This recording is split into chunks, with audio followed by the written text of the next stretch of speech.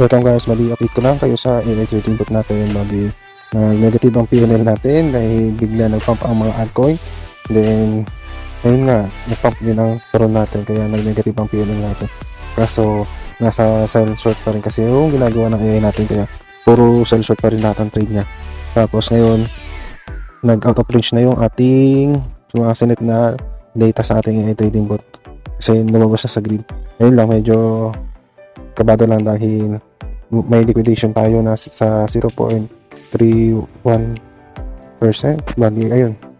Let's see, tingnan natin kung ano mangyayari kay Peron sa susunod na araw. Pero si BTC kasi biglang bumagsak eh. Tapos yung BTC dominance biglang bumagsak din. Ewan ko lang kung magkaka-coin season ngayon, biglaan ba? Si Ethereum bigla rin nag-pump eh. Hindi natin expected na magpa-pump siya. Ayun lang, na-update ko lang kayo. Ayun, tapos kung magta-trade ha, lagi i-check yung leverage nyo, mag-over leverage, tapos yung position size lagi i-check. And then, yung wala pang OKX yan, nasa link na yung description para diretso na kayo sa website nyo na. Ayun lang. Always remember, 20 is your friend. Bye-bye.